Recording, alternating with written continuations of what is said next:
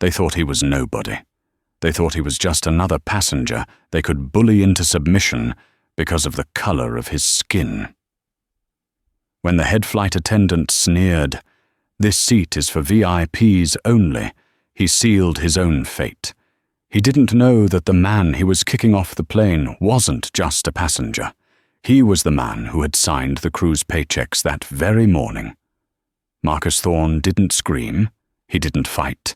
He just checked his Rolex, walked off the jet bridge, and made one phone call that turned a routine flight into a career-ending nightmare for the entire crew. This is the story of ultimate arrogance meeting absolute power.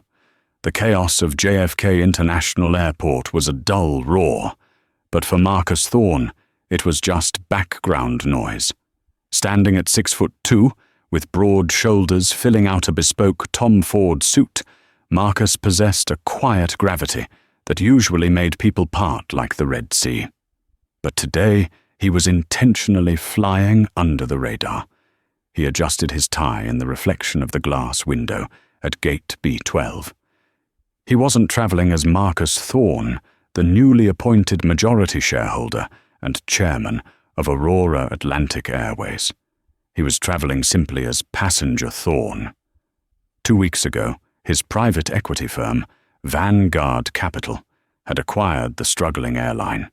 The books showed plummeting stock prices, ticker symbol AUA. But the real problem, according to the complaints flooding his desk, was the culture. The service was atrocious, the staff entitled, and the discrimination lawsuits were piling up. Marcus wanted to see it for himself before he fired the CEO, David Sterling. He held a first-class ticket, seat 1A. He had paid full price for it out of his own pocket to avoid flagging the system. Boarding Group 1, first class and diamond status members, you are welcome to board, the gate agent announced, her voice flat and bored.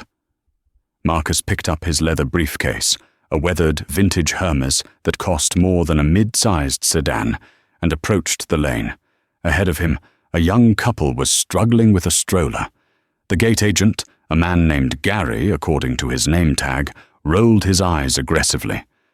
"Fold it or check it. We don't have all day," Gary snapped. Marcus frowned. "Strike one," he thought, making a mental note. When Marcus reached the scanner, he handed over his digital boarding pass. Gary didn't even look up. He snatched the phone, scanned it, and shoved it back. "Enjoy your flight," Gary mumbled, already looking past Marcus to the next person. Marcus walked down the jet bridge, the cool air of the tunnel hitting his face. He prepared himself. This was the flagship route, New York to London Heathrow. The crew on this flight was supposed to be the best of the best. If they failed the test today, the restructuring would be brutal. He stepped onto the aircraft, a Boeing 737-300ER. At the door stood the purser, the head flight attendant. His name tag read Brad. Brad was tall, blonde, with a smile that didn't reach his eyes. He was chatting with a junior flight attendant, ignoring Marcus as he stepped on board. "Good morning," Marcus said, his voice deep and polite. Brad glanced at him, his eyes doing a quick, judgmental sweep from Marcus's shoes to his face. For a split second, a look of confusion crossed Brad's face, as if he couldn't reconcile the expensive suit with the man wearing it. "Boarding pass?" Brad asked, not returning the greeting.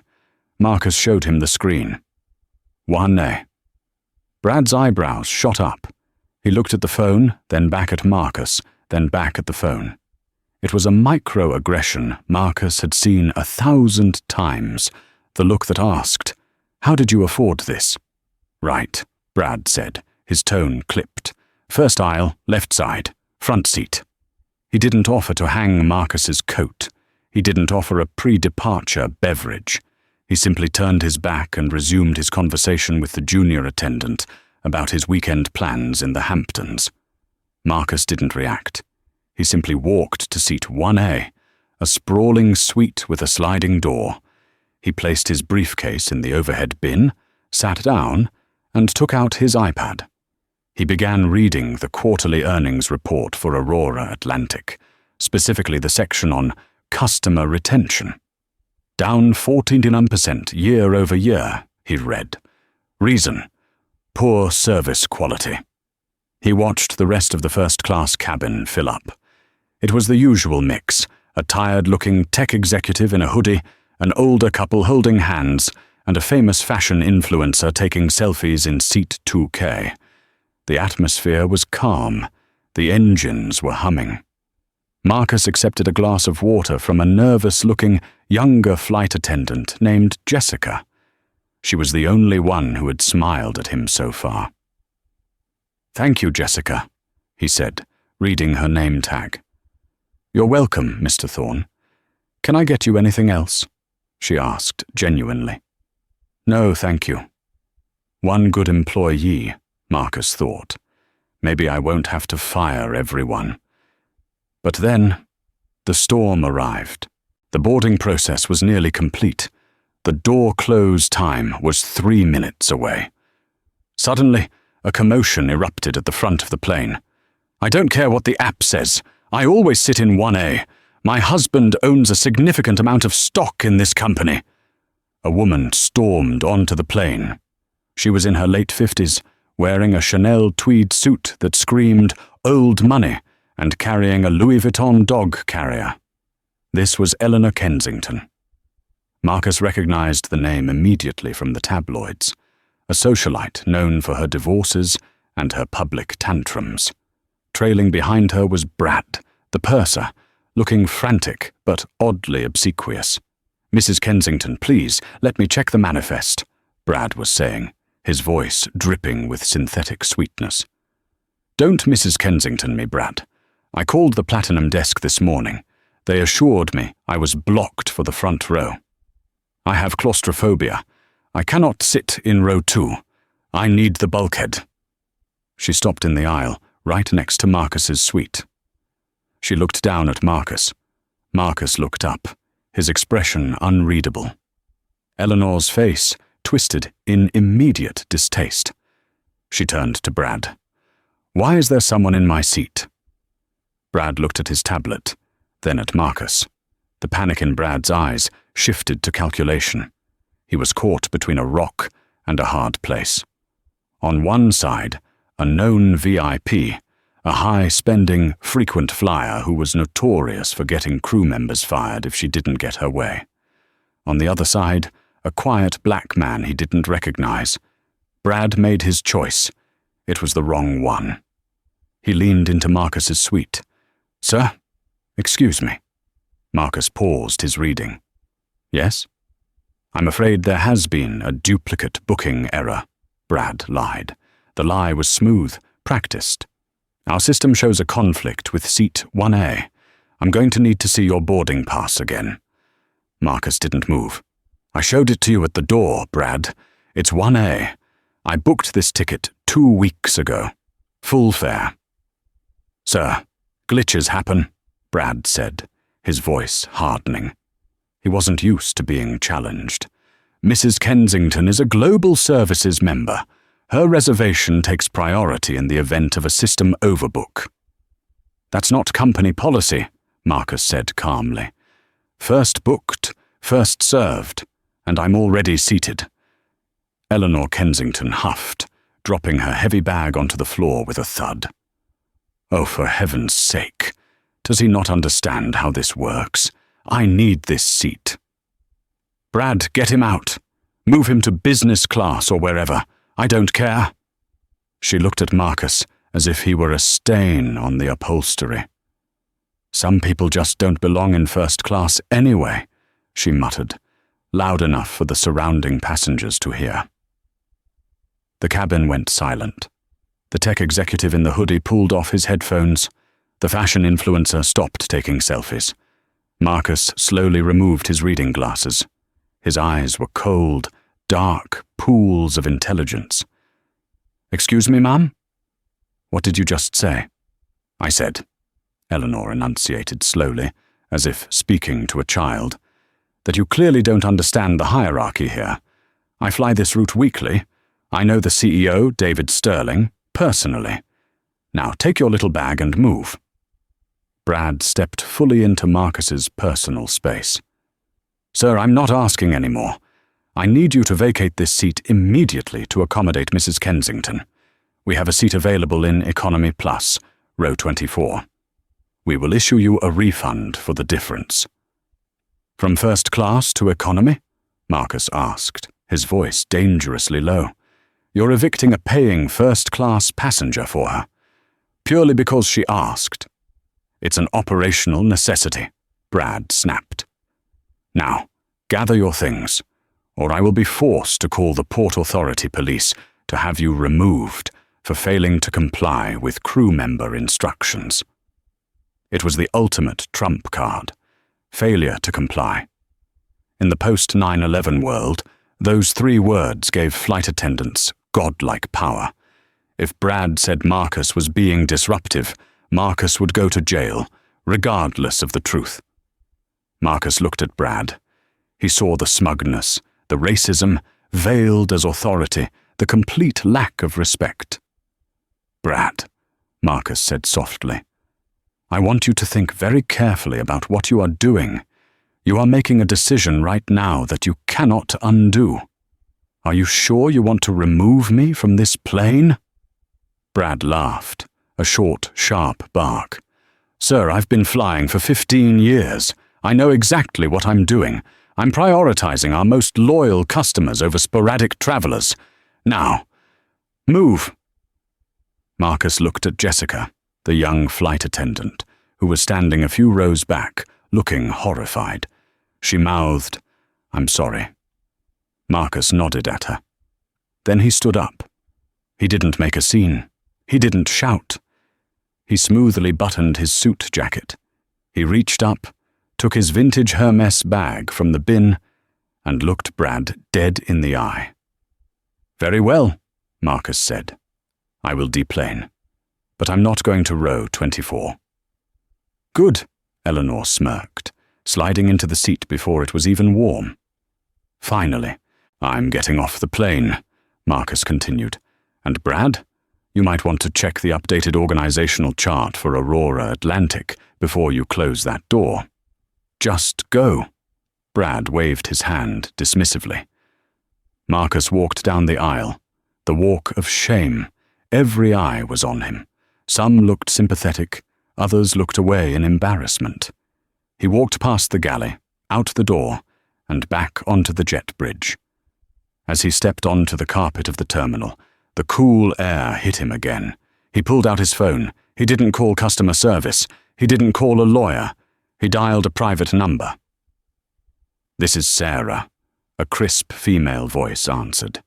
It was Sarah Jenkins, the Chief Operating Officer of Aurora Atlantic. "Sarah," Marcus said, his voice like grinding granite. "It's Marcus." "Marcus? You're supposed to be in the air. Is everything okay?" "No. I've just been removed from Flight 882 by the purser, to make room for Eleanor Kensington." There was a silence on the other end of the line, a terrified silence. "They kicked you off?" "Yes. Sarah, I want you to listen to me. I want the gate locked. Do not let Flight 882 push back. I am invoking Executive Order 12. Ground the plane." "Yes, Mr. Thorne. Immediately." "What else?" Marcus looked back through the glass of the jet bridge. He could see Brad laughing with Eleanor, pouring her a glass of champagne. "Get me the station manager for JFK, and get me the chief pilot. I want them at gate B12 in 5 minutes. And Sarah?" "Yes, sir." "Prepare the termination papers, all of them." Back at gate B12, the atmosphere was growing tense. The automatic glass doors to the jet bridge had slid shut, separating the aircraft from the terminal. Gary, the gate agent who had been rude to Marcus earlier, was typing furiously on his computer, preparing to close out the flight manifest. He looked up and saw Marcus standing near the podium, looking out the window at the massive Boeing 777. Gary sighed, a loud theatrical sound meant to convey his irritation. He stepped out from behind his desk. "Sir, you need to leave the gate area," Gary said, putting his hands on his hips. "You've been offloaded.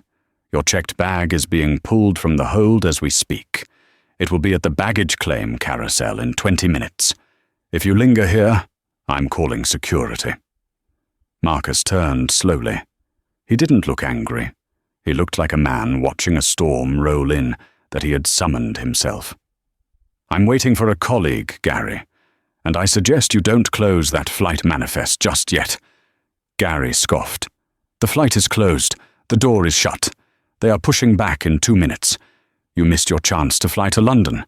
Maybe try Greyhound next time." Just as Gary turned his back to return to his computer, a red light began flashing on his console.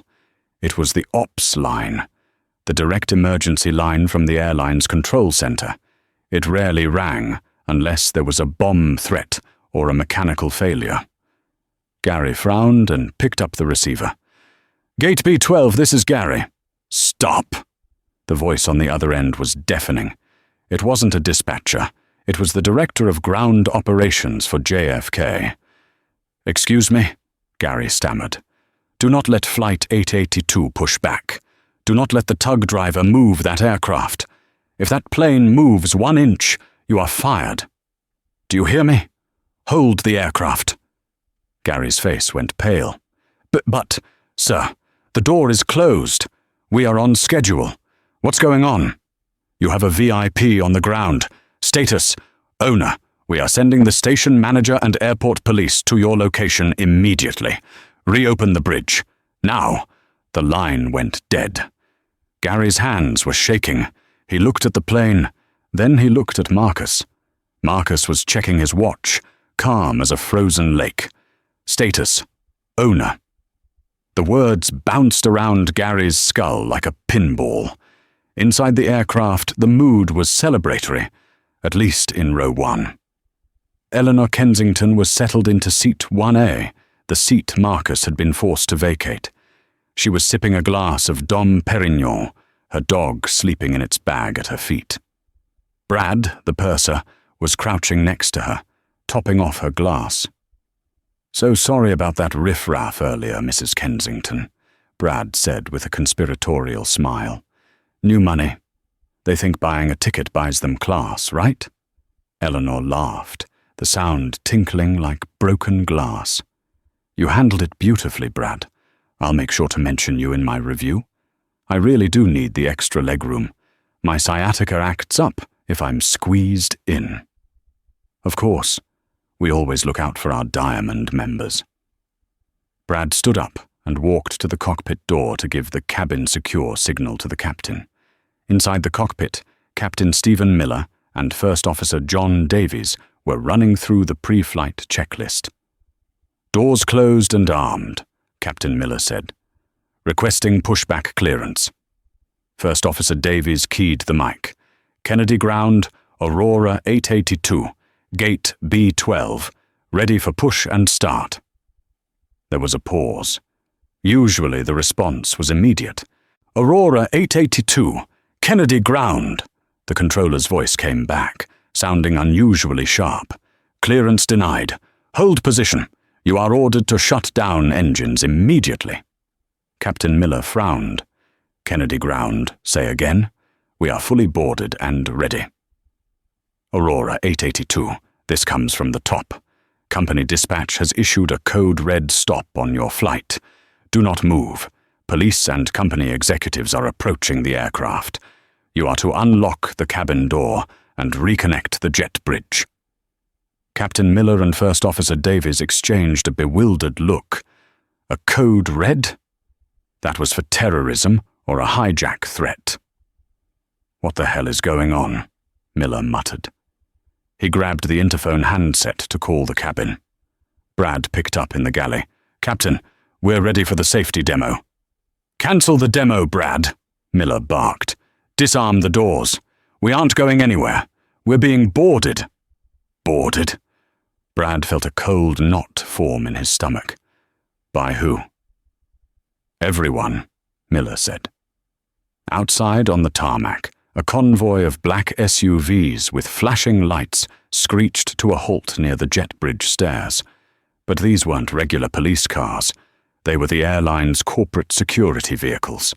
A man in a sharp grey suit jumped out of the lead car. It was Elias Vance, the station manager for all of JFK, the boss of everyone at the airport. Running alongside him was a team of airport police officers. They didn't run to the plane. They ran up the stairs to the terminal gate. Back at the gate, Gary was paralyzed. He watched as Elias Vance burst through the security door, chest heaving, scanning the area. "Where is he?" Vance shouted. "Where is Mr. Thorne?" Gary pointed a trembling finger at Marcus, who was still standing by the window, looking at his phone. Elias Vance, a man who Gary had only seen in training videos, rushed over to Marcus. To Gary's horror, Vance didn't arrest Marcus. He slowed down, straightened his tie, and bowed his head slightly. "Mr. Thorne," Vance breathed, wiping sweat from his forehead. "I am Elias Vance, station manager. I came as soon as Sarah called. I am so incredibly sorry. This is unacceptable." Marcus looked up from his phone. "Mr. Vance, good of you to come. Sir, are you all right? Did they physically handle you?" "No," Marcus said, "but the indignity was sufficient. I have the police here to escort you back onto the aircraft, sir. We will clear this up." Marcus shook his head. "I don't need police protection, Elias. I own the plane. What I need is for you to walk with me. I'm going to have a staff meeting." Gary, the gate agent, felt his knees buckle. "I own the plane." Marcus walked past the podium. He stopped in front of Gary. Gary couldn't breathe. "Gary," Marcus said softly, "print out the manifest again, and print out the termination clauses for union contracts. Bring them to the plane." Yes, sir," Gary squeaked. Marcus turned to the jet bridge. The tunnel was reconnected. The door was open. "Shall we?" Marcus gestured to Vance. They walked down the tunnel, the sound of their footsteps echoing like the ticking of a doomsday clock. The cabin of Flight 882 was confused. The engines had spooled down into an eerie silence. The seatbelt sign flickered off. "Ladies and gentlemen," Captain Miller's voice came over the PA system, sounding strained. "We have been ordered to return to the gate for an administrative matter. Please remain seated." In seat 1A, Eleanor Kensington groaned loudly. "Oh, unbelievable! What is it now? Did they forget the ice?" Brad was pacing the galley. He saw the jet bridge connect. He smoothed his uniform, put on his best fake smile, and prepared to deal with whatever maintenance issue had arisen. The aircraft door swung open. Brad stepped forward. "Captain, what's the—" He froze. It wasn't a mechanic. It wasn't a gate agent. It was the tall black man in the Tom Ford suit, the man he had kicked off 10 minutes ago. But this time, the man wasn't alone. Behind him stood Elias Vance, the station manager, looking furious. Behind Vance were 2 airport police officers, their hands resting on their belts. And behind them, a terrified Gary, clutching a stack of papers. The silence that fell over the first-class cabin was absolute. It was heavy, suffocating. "You," Brad blurted out, losing his composure. "Sir, I told you, you have been removed from this flight. You are trespassing. I will have you arrested." Brad looked at the police officers behind Marcus, expecting them to grab the man. They didn't move. They just stared at Brad. "Step aside, Brad," Elias Vance said, his voice cutting through the air like a whip. "Mr. Vance?" Brad's eyes went wide. He recognized the big boss. "Sir, this passenger was disruptive. He refused to vacate a seat for a Global Services member. I followed protocol." "You followed protocol?" Marcus spoke for the first time. His voice was calm, but it carried to the back of the cabin. He stepped into the galley, towering over Brad. Which protocol says you can lie about a duplicate booking to accommodate a friend? I didn't, Brad stammered. Who are you? Eleanor Kensington shouted from seat 1A. She stood up, her face flushed with indignation. Why is this man back on the plane? Brad, get him out! He's delaying my flight! Marcus turned his head slowly to look at Eleanor. Then he looked back at Brad. Captain Miller, Marcus called out. The cockpit door opened. Captain Miller stepped out, looking confused. Yes? Who are you? Marcus reached into his inner suit pocket. Brad flinched, but Marcus simply pulled out a slim, black ID card. It wasn't a standard crew badge. It was a metal card with a holographic logo of the airline and a gold stripe across the top. It read, Chairman of the Board. He held it up. My name is Marcus Thorne, he said, addressing the captain, the crew, and the passengers. 2 weeks ago, my firm, Vanguard Capital, acquired a 51% controlling stake in Aurora Atlantic Airways. The color drained from Brad's face so fast he looked like a corpse. His mouth opened, but no sound came out. Captain Miller's eyes bulged. He looked at the card, then at Elias Vance. Vance nodded grimly. I am the owner of this airline, Marcus continued, his voice steady. I was flying today to evaluate the service standards of our flagship route. I wanted to see how you treat your passengers when you think no one is watching. He turned his gaze to Brad.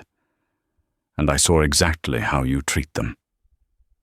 Mr. Thorne, Brad whispered, his hands trembling violently. I had no idea. If I had known. That is exactly the problem, Marcus cut him off. If you had known I was the chairman, you would have kissed my feet. But because you thought I was just a regular black man in a nice suit, you treated me like garbage. You lied to me.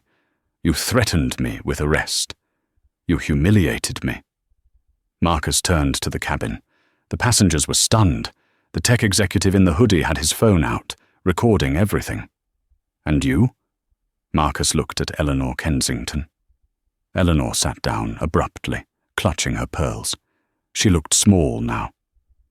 Mrs. Kensington, Marcus said, I believe you are sitting in my seat. I didn't know, Eleanor squeaked. You said I didn't belong in first class, Marcus said. You said I should move to the back. Well, Mrs. Kensington, this is a private business, and as the owner, I reserve the right to refuse service to anyone who abuses my staff or my other guests. However, since my staff seems to be the problem today, you get a pass on the eviction, but you will move. Move, Eleanor whispered. Get out of seat 1A, Marcus commanded. Now! Eleanor scrambled up, grabbing her dog, looking for a place to go. Sit in 4D. Marcus pointed to an empty seat in the last row of first class. And be quiet. She scurried away. Marcus turned back to the crew. He looked at Brad, then at the junior flight attendant who had been chatting with him, and then at the captain. Captain Miller, Marcus said, when Brad told you to remove a first-class passenger, did you ask for a reason? Did you check the manifest? I trusted the purser's judgment, sir, Miller said, sweat dripping down his nose. You are the captain, Marcus said. You are the ultimate authority on this ship. You allowed a paying customer to be thrown off your plane without even stepping out of the cockpit to verify the situation. That is gross negligence. Marcus held out his hand to Gary. The papers. Gary handed him the stack of termination notices. Brad, Marcus said, you are fired. Effective immediately. Hand over your badge and your perimeter pass. Please, Brad begged, tears welling up in his eyes. Mr. Thorne, I have a mortgage. I've been here 15 years. And for 15 years, you've probably been doing this to people who couldn't fight back, Marcus said coldly. Give me the badge. Brad, shaking, unclipped his badge and handed it over. Get off my plane, Marcus said. Brad grabbed his bag and walked off, head hung low, past the silent passengers. Marcus turned to the other 3 flight attendants in the entryway. Jessica, the young woman who had been kind to him, was shaking, looking at the floor. "You all stood by," Marcus said to the 2 others. "You watched him discriminate against me and you said nothing. Complicity is just as bad as the act. Hand over your badges." The 2 other attendants started crying, pleading, but Elias Vance stepped forward and took their badges. Then Marcus turned to Jessica. She was weeping silently. "Jessica," Marcus said softly. She looked up, terrified. "Here." She reached for her badge. "Keep it," Marcus said. She froze. "Sir, you were the only one who treated me with respect before the conflict started. You were the only one who looked horrified when Brad kicked me off. You wanted to speak up, but you were afraid of your boss. I understand that dynamic." Marcus turned to Elias Vance.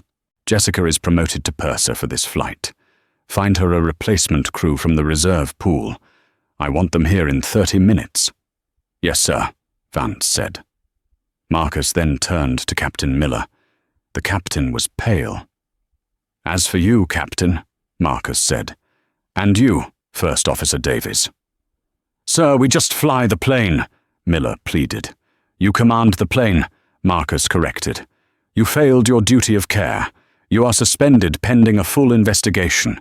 Grab your flight bags. You are relieved of duty. Get off!" The shock in the cabin was palpable. The pilots were being kicked off. "Mr. Thorne," Vance whispered, "if we remove the pilots, we have no one to fly the plane. The flight will be cancelled." Marcus smiled, a small, dangerous smile. He reached into his briefcase and pulled out another document. A logbook. "I didn't just buy the airline, Elias," Marcus said, opening the book to show his licenses. "I was a pilot in the Air Force for 10 years, and I'm type-rated on the Boeing 777. I keep my certifications current." He looked at the stunned passengers. "Ladies and gentlemen, I apologize for the delay. We are going to get rid of the bad apples, get a new crew on board, and then I am going to fly you to London myself." The cabin erupted in applause. As Captain Miller and his first officer did the walk of shame off the jet, Marcus took off his suit jacket, handed it to the stunned Gary, and loosened his tie. "Jessica," Marcus said to the new purser. "Yes, Mr. Thorne?" "Get the champagne ready. Open the good stuff. Everyone on this plane drinks for free today." The atmosphere on Flight 8082 had shifted from toxic tension to an electric buzz of excitement.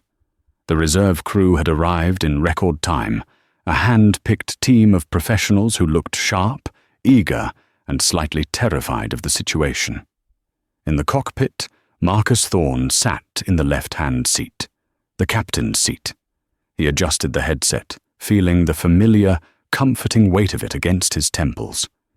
It had been 3 years since he last flew a commercial jet, but the muscle memory was instantaneous. Next to him in the right-hand seat was First Officer Liam O'Connor, a reserve pilot who had been pulled from his lunch break in the terminal. O'Connor was a veteran with grey hair and a calm demeanour. He didn't look at Marcus like a boss. He looked at him like a fellow aviator. "Flight plan loaded, Mr. Thorne," O'Connor said, his hands moving deftly across the flight management computer. "We are cleared for the Kennedy 9 departure. Winds are calm." "Call me Marcus in the cockpit, Liam," Marcus said, flipping the ignition switches. "On the ground, I'm the chairman. Up here, I'm just the guy trying to keep the shiny side up." "Understood, Marcus. Ready for engine start." As the massive GE-90 engines roared to life, vibrating through the frame of the aircraft, Marcus keyed the cabin microphone. "Ladies and gentlemen, this is your captain speaking, and I use that title literally today." A ripple of laughter went through the cabin. "We are currently number 1 for departure. I want to thank you for your patience during our personnel change. I also want to apologize for the scene you witnessed earlier. At Aurora Atlantic, we are building a culture of dignity. Today, we had to tear down the old foundation to pour the new one. Sit back, relax, and enjoy the service.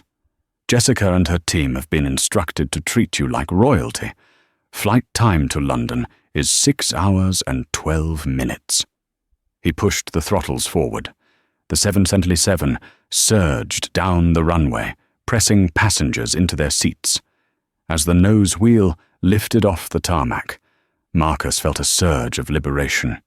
He wasn't just a CEO in a boardroom anymore, he was in control. Back in the cabin, the transformation was miraculous. Jessica, now wearing the purser's insignia, moved through the aisles with a grace and warmth that had been entirely absent before. She wasn't just serving drinks, she was connecting with people.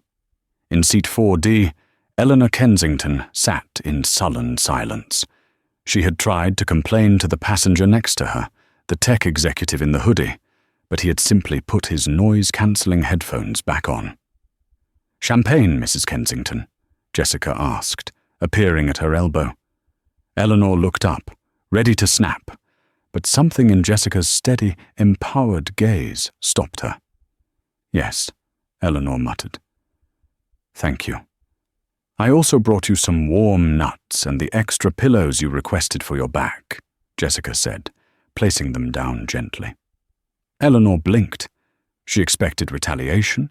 She expected cold service. Instead, she was getting professionalism. It made her feel smaller than any insult could have. 2 hours into the flight, Marcus handed control to the autopilot and stepped out of the cockpit to stretch his legs. He walked into the first-class cabin.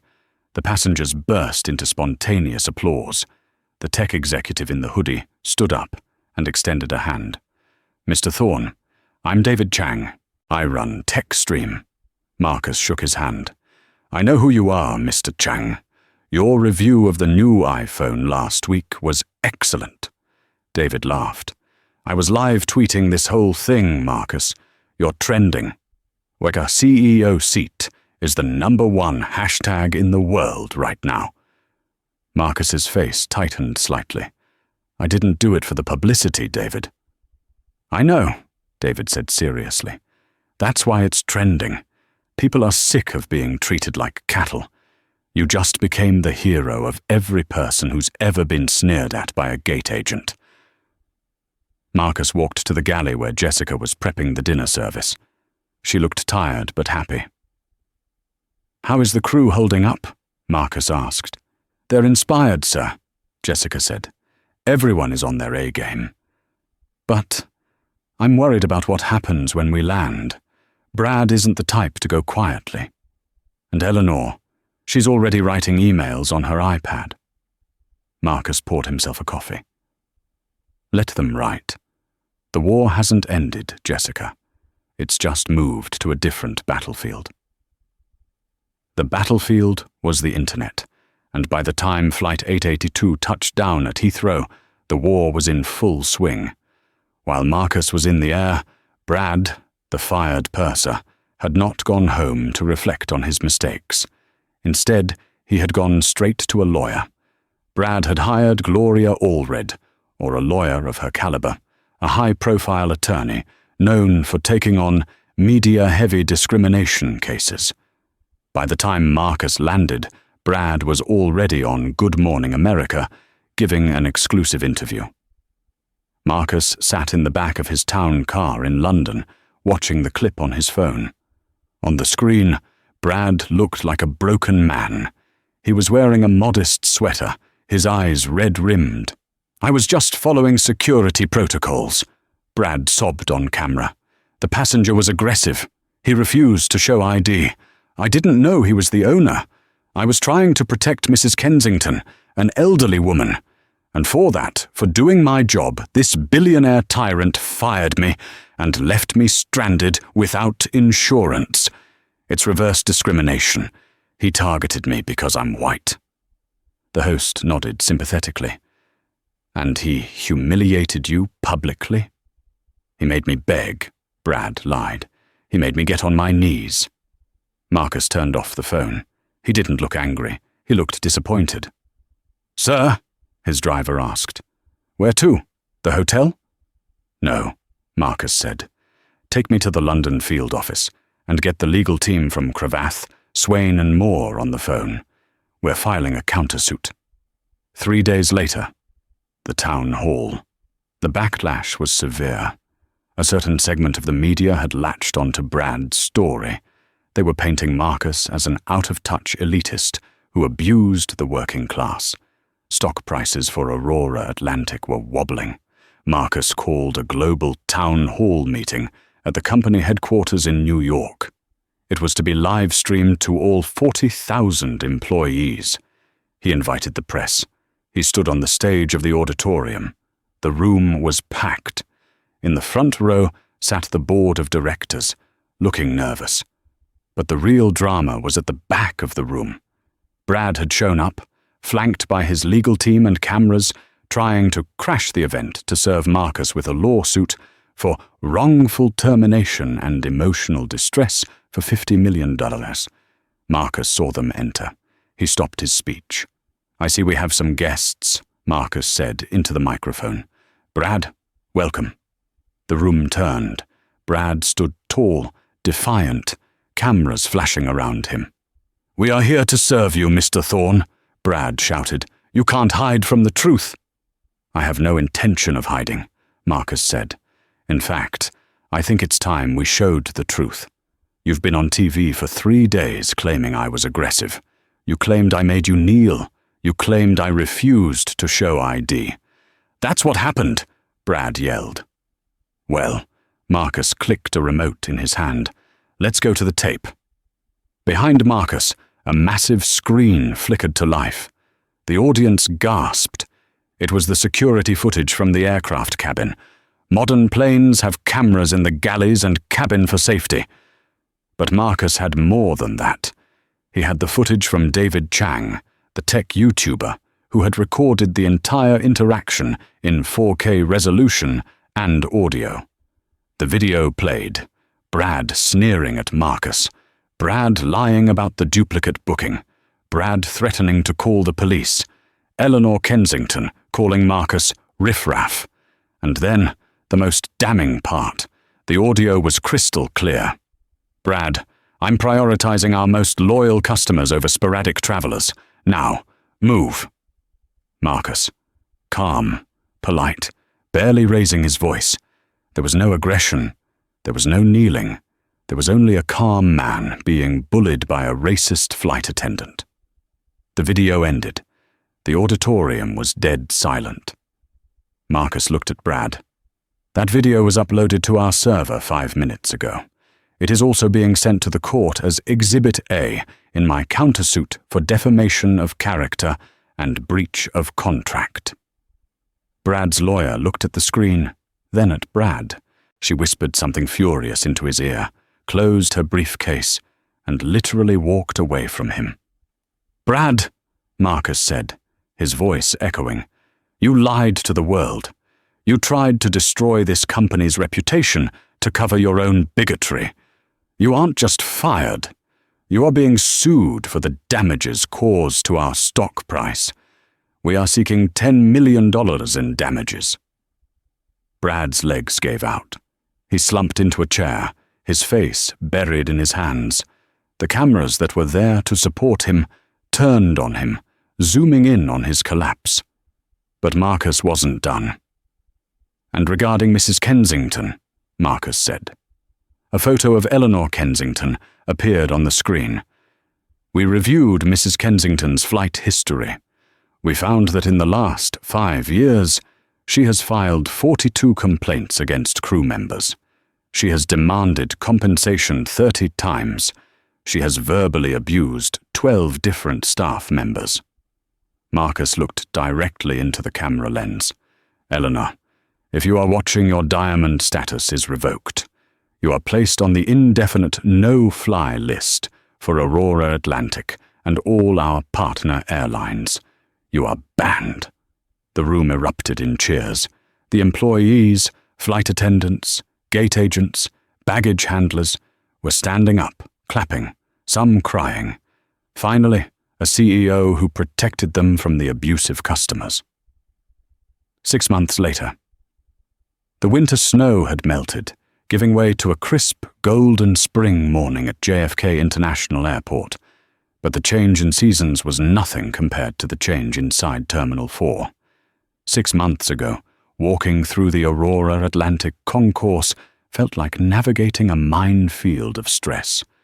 Gate agents barked at confused tourists, flight attendants power-walked with heads down to avoid eye contact, and the air was thick with the anxiety of delayed flights and lost luggage. Today, it felt like a sanctuary. Marcus Thorne walked through the automatic sliding doors of the Thorne Terminal, unofficially renamed by the staff. He wasn't wearing his bespoke Tom Ford suit today.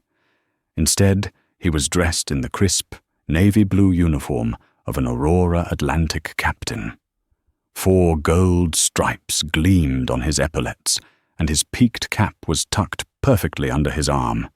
He moved through the concourse with a quiet, rhythmic confidence. As he passed the check-in counters, the change was visceral.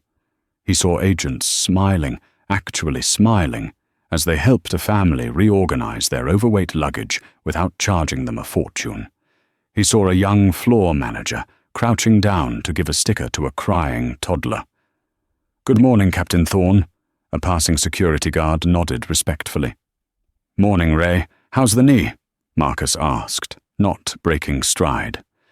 "Much better, sir. Thanks for the recommendation on the physio coverage." Marcus smiled. This was the real victory. It wasn't the stock price, which had doubled since the town hall incident. It was the fact that he knew Ray's name, and Ray knew he mattered. He arrived at Gate B12, the scene of the crime, the exact spot where the revolution had begun. Waiting for him at the podium wasn't a terrified gate agent like Gary used to be. It was Jessica. But she wasn't wearing a flight attendant's scarf anymore. She was dressed in a sharp, tailored grey blazer with a silver lapel pin that read, VP of Customer Experience. She was currently tapping away on a tablet, analyzing real-time passenger sentiment data. When she saw Marcus, her face lit up. "Captain on deck," she teased gently. "Madam Vice President," Marcus replied, leaning against the podium. "How are the numbers looking for the London corridor?" "Through the roof," Jessica said, turning the screen to show him a graph that was practically vertical. "Since we implemented the Dignity First training protocol, our net promoter score has jumped 40 points.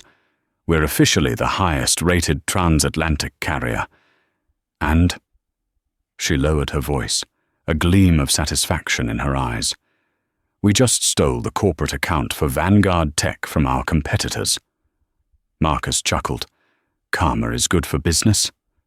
Speaking of karma, Jessica's expression shifted, becoming more serious.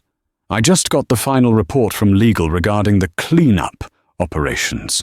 Marcus's face hardened slightly. "Give me the headlines." Jessica swiped to a different screen. "Brad, it's done." The name hung in the air like a bad smell. "The defamation lawsuit was a total loss for him," Jessica explained, her voice devoid of pity. "The judge threw out his countersuit in less than an hour after viewing the cockpit footage. He was ordered to pay legal fees and damages. He had to liquidate everything. His condo in Chelsea, his car, his stock portfolio. It's all gone." "And where is he now?" Marcus asked. He didn't want to gloat, but he needed to know the loop was closed. "He's in New Jersey," Jessica said. "He couldn't get a job in aviation. He's blacklisted globally. I heard from a friend in HR that he's working the night shift at a budget car rental desk at Newark Airport. Apparently, he spends his nights getting yelled at by angry customers because they're out of compact cars. He's living the exact nightmare he used to inflict on others."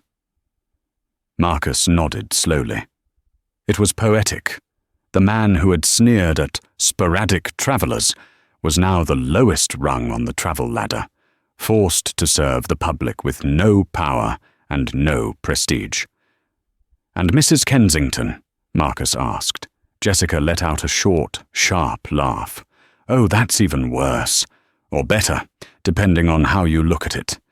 You know she tried to sue us for emotional distress because you made her sit in row 4. "I recall the threat," Marcus said. Well, the discovery phase of the lawsuit opened up her communications. The tabloids got a hold of her emails where she used, let's say, colourful language about the crew and other passengers. She went viral, Marcus, but not in the way she wanted. Jessica pulled up a video on her phone. It was a TikTok trend called the Kensington Challenge. It showed teenagers wrapping themselves in fake fur, holding stuffed dogs, and screaming, "I am a VIP," before tripping over their own feet. It had millions of views. "She's a laughingstock," Jessica said, pocketing the phone. "The Manhattan charity circuit dropped her. She was uninvited from the Met Gala. She's currently hiding out in a rented villa in the south of France, claiming she's taking a sabbatical from the toxic American culture. Effectively, she's in exile." Marcus looked out the window at the Boeing 747, waiting at the jet bridge. The massive machine gleamed in the sunlight, a testament to engineering and human potential. It was too beautiful a thing to be tarnished by people like Brad and Eleanor. "They thought status was a shield," Marcus murmured. "They forgot it's just a costume. When you strip it away, all that's left is your character." "And yours is pretty solid, boss," Jessica said softly. "Ready to board?" Marcus asked. "Plane is prepped, new crew is briefed, and seat 1A is empty." Marcus picked up his flight bag. "Let's keep it that way. Leave it open. Put a reserved sign on it. Reserved for humility." Jessica smiled. "I'll make sure the crew knows." Marcus walked down the jet bridge, the transition from the terminal to the aircraft, feeling like a crossing of a threshold. He stepped onto the plane. The new purser, a sharp young man named David, whom Jessica had hand-picked from a regional carrier, stood at attention. "Captain Thorne," David said, his eyes wide with genuine respect. "It's an honor to fly with you, sir." "The honor is mine, David. How's the loading?" 100% full in economy, sir. But everyone is happy. We handed out the complimentary pre-departure chocolates you ordered." Marcus nodded and walked through the first-class cabin. He paused at seat 1A. The leather was pristine. The sunlight streamed through the window, illuminating the space where Eleanor Kensington had once sat and judged him, where Brad had stood and threatened him. It looked just like a seat now. The toxicity had been scrubbed away by the hard work of good people. He placed his hand on the headrest for a brief second, closing his eyes.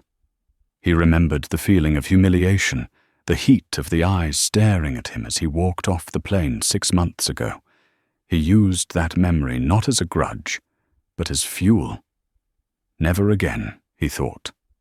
"Not on my watch." He walked into the cockpit and settled into the left seat. The sanctuary of the flight deck wrapped around him, the smell of avionics, the hum of the cooling fans, the infinite complexity of the switches. First Officer Liam O'Connor was already there, prepping the flight management computer. "Welcome back, Marcus," Liam said. "You ready to take her across the pond?" "More than ready, Liam," Marcus said, strapping in. He keyed the PA microphone. His voice was steady, deep, and resonant. The voice of a man who didn't need to shout to be heard. "Ladies and gentlemen, this is your captain, Marcus Thorne. Welcome to Flight 882 to London Heathrow." In the cabin, heads turned. Whispers rippled through the rows. "Is that him? The CEO?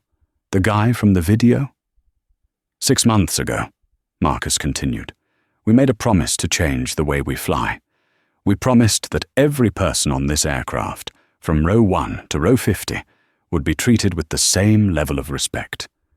Today, I am proud to say that Aurora Atlantic is a family, and for the next 6 hours, you are part of that family." He paused, looking out at the runway stretching toward the horizon. "So please, sit back, relax, and let my team take care of you. We aren't just flying you to a destination today. We're flying you with dignity. Flight attendants, prepare for departure." As Marcus pushed the throttles forward, the engines roared with a power that shook the ground.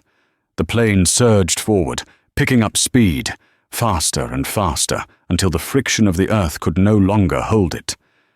Marcus pulled back on the yoke. The nose lifted. The wheels left the ground as the plane climbed steeply into the blue sky, leaving the noise, the drama, and the ghosts of the past far below. Marcus Thorne finally smiled. He wasn't just a CEO, and he wasn't just a pilot. He was a man who had proven that the highest height you can reach isn't 35,000 feet. It's the moral high ground. And from up here, the view was spectacular. They say that power reveals who you really are. For Brad and Eleanor, a little bit of power turned them into monsters. But for Marcus Thorne, absolute power became a tool to protect the powerless. He didn't just fire a bad employee. He dismantled a toxic system and rebuilt it with kindness. Brad is now paying the price in a cold car rental lot, while Marcus is soaring above the clouds, proving that nice guys don't always finish last. Sometimes they own the whole airline. This story forces us to ask a tough question. Have you ever seen someone abuse their power at work? Did they get away with it? Or did karma finally catch up to them? I want to hear your stories in the comment section below. Let's expose the Brads and Eleanors of the world together. If this story of justice gave you chills, please hit that like button and share it with someone who needs a reminder that what goes around comes around. And make sure to subscribe and ring the bell so you don't miss our next episode, where we explore what happens when a corrupt landlord tries to evict a tenant who turns out to be his boss. You won't want to miss it. Thanks for watching, and stay safe out there.